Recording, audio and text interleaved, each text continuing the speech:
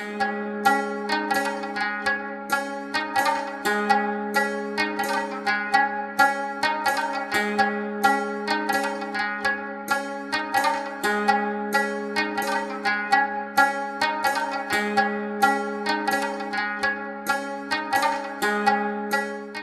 students, welcome you to the course Psychology of Individual Differences. Today, we are going to discuss on the very interesting theme, that is psychometric approach to intelligence. The main objectives of today's lecture include to understand what intelligence means, to understand the characteristics of intelligence, to understand what is psychometric approach to intelligence, to understand the various psychometric theories regarding intelligence, to understand the various models highlighting psychometric approach to intelligence. When we talk about the concept of intelligence, some call it ability that corresponds to higher level functioning. Some refer it as the ability to learn, while some call intelligence as the ability to adapt to meet the challenges that life throws effectively. Intelligence is hereditary as well as environmental in nature. It's not absolute. Everyone possesses some level of intelligence with which they perform their day-to-day tasks of life. Intelligence is what helps us to deal rationally and to adjust to what the circumstances may offer. The concept of intelligence originated in the late 18th century when Sir Francis Galton attempted to study it for the first time. Let's learn some basic definitions of intelligence. According to Terman, intelligence is the ability to think abstractly. According to Stern, intelligence is the ability to adjust to new situations. According to Wechsler, intelligence is the ability and global capacity of individual to act purposefully, think rationally, and deal effectively with the environment. Now, let's talk about the characteristics of intelligence. It provides adaptiveness to goal. It provides capability to solve problems economically. It requires concentration of attention. It gives the ability to adjust to new environment. It provides social competence. It provides cognitive competence. It provides emotional competence. It provides the ability to understand interrelations. It provides competence in action. And most importantly, intelligence is required in problem solving. Now, let's learn about functions of intelligence. The two main functions of intelligence are assimilation. It refers to the process of taking inputs to produce new elements of knowledge. Accommodation. It refers to the ability of self-adjustment by individuals. It will be very apt to discuss the psychometric approach to intelligence here. As you know, the field of psychometrics is concerned with the study of tests that we use in psychology. There are various approaches to intelligence, but when it comes to measurement of intelligence as a construct, the psychometric approach serves the cause. This psychometric paradigm, it measures how intelligence is structured and various other mental abilities that underlie the test performance. This approach views intelligence as an amalgam of mental capacities assessed by different tests. It provides a structure of intellect which is measurable. Examples of psychometric approaches include the two-factor theory of Charles Spearman, Cattell's fluid and crystallized intelligence theory, Guilford's model of the structure of intelligence based on factor analysis and related theories. Pertinent to mention here, the factor analysis has been of great importance while developing the various theories of intelligence. Researchers in the field of psychometrics have attempted to measure capacities of mind. They administer diverse tests or measures to correlate them with one another. When a relatively large number of tests correlate with one another, it becomes difficult to determine the pattern of test scores. For this reason, the factor analysis was brought into practice. It is a technique which reduces cluster of factors to small level of factors that highly relate to each other but not that much with factors in another cluster. The mental abilities that are measured using factor analysis do not stand out alone.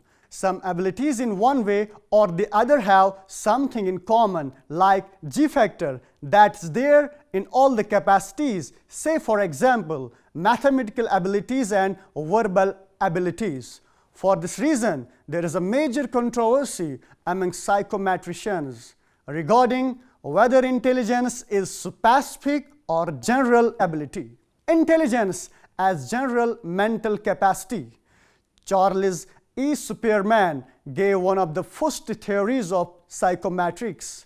He noticed some people who are doing well on some tests of intelligence could do good on other tests as well, and those who performed poor on the tests of intelligence performed poorly on other tests. To understand the causes underlying the variances in the test scores, Spearman, by reducing the factors, identified two factors that could underlie the variations in the scores on the intelligence tests. The most important thing which Spearman said encompasses all tasks requiring intelligence is general factor or G. According to Spearman, every task that requires intelligence necessarily needs general mental ability. Now, let's learn about the S factor in context of intelligence. The second factor which Spearman discovered relates to each particular test, and he called it specific factor or S factor. Spearman did not fully comprehend at first what G factor was until in 1927. He called it a sort of mental energy. L.L. Thurston, an American psychologist, did not agree with Spearman on the number of factors that could compose intelligence. He instead ended up with 7 called primary mental abilities. These 7 abilities, according to Thurston, are verbal comprehension, mostly used in language; verbal fluency, mostly used in creation of new words; number, mostly used while we attempt to solve mathematical problems or problems requiring reason; spatial visualization, mostly used in operating things; inductive reasoning, mostly used in solving problems involving reason and attempting to predict on the basis of earlier encounters; memory, as involved in recalling things; and perceptual speed, mostly used in giving a final reading to a text to detect mistakes in typing. Now, let's discuss about the theoretical viewpoint of Philip E. Vernon and Raymond B. Cattell. Philip E. Vernon and Raymond B. Cattell maintain that both Spearman and Thurston were not wrong. They both have said things that are correct.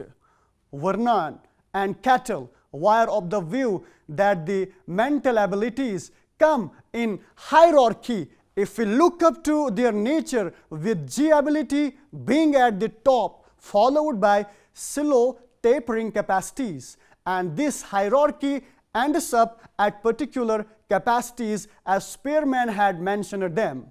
Cattell, in his work abilities, their structure, growth, and action suggested that we can subdivide G ability into fluid and crystallized abilities, wherein fluid abilities refer to the problem-solving, reasoning abilities assessed by various types of tests like comparisons, series completion, or the like.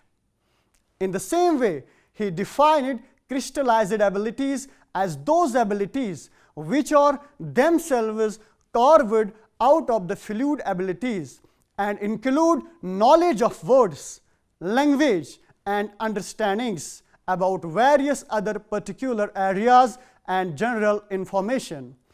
Crystallized abilities, according to American psychologist John L. Horn, increase comparatively across an individual's lifetime, while as fluid abilities enhance at first and diminish afterwards. Majority of psychologists believed that the classification put forth by Superman about general and specific capacities was limited, but everyone did not consider them to be hierarchical in nature. An American psychologist, Joy Paul Guilford, created a hypothesis regarding the organization or the structure of intelligence. He, during the first iterations, proposed 120 talents. Guilford claimed in his work, that's The Nature of Human Intelligence, published in 1967, that mental capacities can be classified into 5 operations, 4 contents, and 6 products. These characteristics may be mixed and matched in order to create 120 different capacities. It was eventually discovered that the fundamental way that was being used to approach the psychometric theory had severe flaws. One of the primary manifestations of a movement that began with the postulation of one important ability was the recognition of 150 capacities. Furthermore, the psychometric researchers were lacking in a more empirical method for settling the disagreements. One approach which supported numerous possibilities appeared dubious. The assumptions or the theories of psychometrics, though, were unsuccessful in revealing something fundamental regarding mechanisms that underpin intelligence. It's easy to talk about generic ability and fluid ability. However, it is rather a different thing to explain whatever happens in the heads of people whenever they tend to use these abilities for the real. Guilford's theory of intelligence. As pointed out earlier, this is one of the key theories in intelligence and deserves some more explanation here. Before elaborating this theory, let's know some basic information regarding the prominent theorist J.P. Guilford. J.P. Guilford was born on March 7, 1897 in Nebraska, and his keen focus on the differences between the individuals was apparent since his childhood days. He started focusing on his family and began to notice the differences between the various members of his family in terms of diverse domains. This thirst for understanding the individual differences paved the way for the emergence of the theory of structure of intellect proposed by him later on. When he was undergraduate student at the University of Nebraska, he took job as an assistant at the Department of Psychology of the mentioned institute. He is also known to have worked with another prominent figure in the field of psychology known as Edward Titchener. In the guidance of Edward Titchener, he carried out various tests on children. Then, during his tenure At the Cornell University, Guilford had the opportunity to be the director of psychological clinic of the university. Another prominent landmark was his appointment as a psychology professor at the University of Southern California. He retired from his services as teacher in the year 1967, but thereafter he continued his habit of publishing the high-quality research related to intelligence and allied domains. He is known for applying the factor analytic method in order to study the mental abilities. In consonance with the views of prominent theorist Thurston, Guilford opposed Charles Spearman's two-factor theory of intelligence because, according to Guilford, the intelligence consists of diverse domains.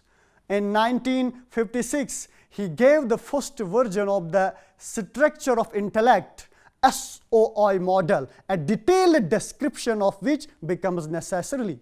The theory of structure of intellect. This theory conceptualizes intelligence as a unique collection of different abilities for processing diverse types of items, carrying information in diverse ways. Initially, the structure of intellect model was operationalized in terms of four contents: figural, symbolic, semantic, and behavioral. 5 operations: cognition, memory, evaluation, convergent production, and divergent production. And 6 products: units, class, relations, systems, transformations, and implications, thereby resulting into 120 factors verified empirically. This model can be represented in the shape of a cube, wherein each of the 3 dimensions occupies one side of this cube-shaped model. As per this model, numerous abilities are believed to be associated with one another. In addition, the model indicates where new skills may be discovered based on existing ones. Subsequently, Guilford in 1977 changed his model by dividing the figural factor of the content dimension into visual and auditory factors, so increasing the number of content dimension types from 4 to 5. As far as the modified version of the model is concerned, the number of cells increased to 150. 5 contents multiplied by 5 operations multiplied by 6 products, that's 150 cells. Although Guilford elaborated each of the dimension in detail, considering the basic requirements of the students, I will be presenting a very brief yet concise information here regarding each of the dimensions. The contents dimension, as far as this dimension is concerned, it encompasses diverse areas of information in which the operations are applied. It has further been categorized into 4 different categories. Let's learn these one by one. The visual dimension encompasses the information that arises from the stimulations on the retina of the eye in the shape of an image. The auditory dimension encompasses the information that emerges due to the stimulation of the cochlea of the ear. The symbolic dimension encompasses the information that is perceived in the form of various symbols or diverse signs which don't have any meaning as such by themselves. The examples in this regard include the Arabic numerals, letters of an alphabet, etc. The semantic dimension, it encompasses the information that is perceived in the form of words or sentences. The information in this regard can be oral or written in the nature. Sometimes it can be thinking about some phenomena as well. The behavioral dimension. It encompasses information that is perceived in the form of the different acts of an individual. In other words, it's about all that a person is doing at any point of time. This dimension is very important and crucial from the point of view of shaping the behavior of any individual in the right direction. Let's learn about the operations dimension. There are 5 different kinds of operations that Guilford narrates about. These operations are also known as the general intellectual processes, and these include cognition, memory divergent production, convergent production, evaluation. Now, let's understand these one by one. When it comes to cognition, it is the ability of an individual to understand, conceptualize, comprehend, think, discover, or become aware about oneself or some phenomenon. Cognition is of paramount importance, and it may be also understood as a cognitive process of problem solving, decision making, reasoning, etc. If the cognitive abilities of an individual are intact, it may depict in the form of effectiveness and efficiency in performing the various tasks. Realizing the importance of cognition, the cognitive psychologists are laying increased emphasis on carrying out the path-breaking research in the field of psychology. When it comes to memory, it is the ability of an individual to memorize the diverse kinds of information. The memory process involves encoding, storage, and retrieval. It can be further classified into sensory memory, short-term memory, long-term memory. Cognitive psychologists have given many models to elucidate the concept of memory at length and breadth, and Guilford has accordingly given due emphasis to this domain in his theory. It is pertinent to mention here, if you see the basic models of memory, they consider the role of rehearsal to quite a great extent and have proven that it is the elaborative rehearsal rather than the maintenance rehearsal that is responsible for conversion of sensory memory into short-term memory. When it comes to divergent production, it is the process wherein an individual tries to think in a way so as to have diverse solutions to a particular problem. Here, creativity of an individual plays a pivotal role than intelligence. Pertinent to mention here, intelligence is a necessary but not a sufficient condition for being creative. The relation between intelligence and creativity can be better understood by reading the threshold hypothesis. I recommend all the students to read the concept of threshold hypothesis in detail as a part of assignment.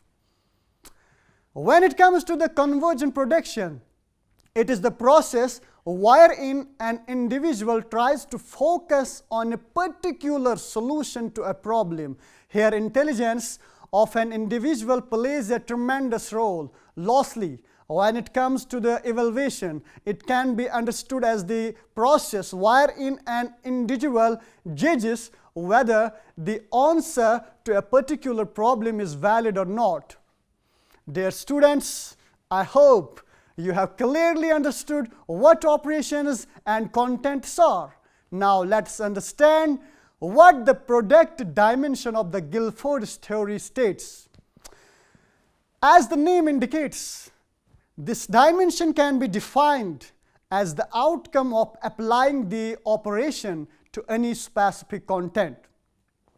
Guilford talked about 6 products: unit, class, relation, system, transformation, and implication, which deserve explanation here.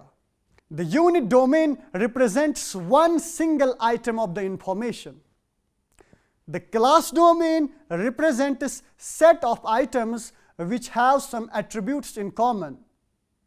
The relation domain depicts the relationships between the set of items or variables. The system domain depicts the organization of various items with interacting parts. The transformation part is about changing perspectives to knowledge. For example, reversing the letters of the word. The implication part is about making predictions, inferences, or anticipations of the knowledge. Assume that a subject is given a lengthy list of unrelated words to memorize and then asked to recall them later. The scale's content is semantic since it incorporates words. Its operation is memory, and its product is the recollection of words as units.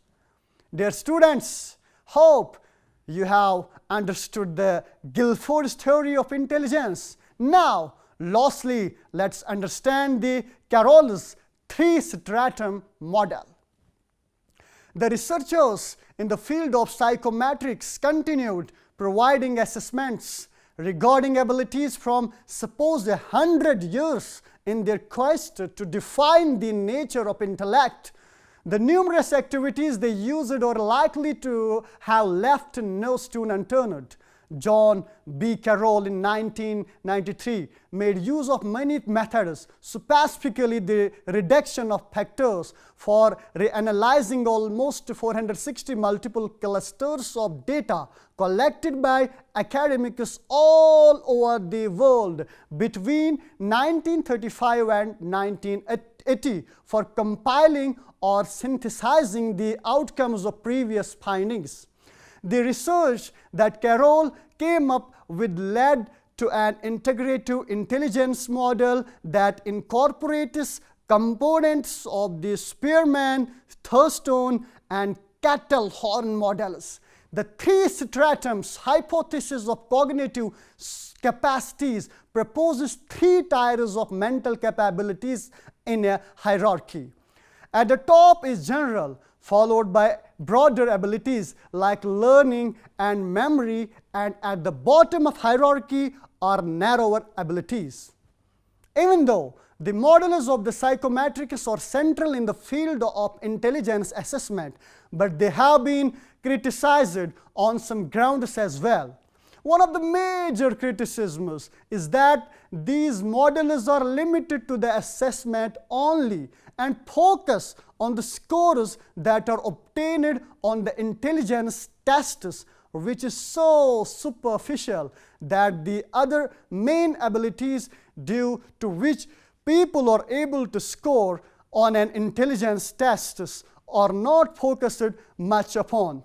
Another main criticism levied on these psychometric models or the psychometric approach to the intelligence is that these models fail to take account of the influence of the context on the performance of individuals on any measure of intelligence, thereby limiting them to the assessment of scores only.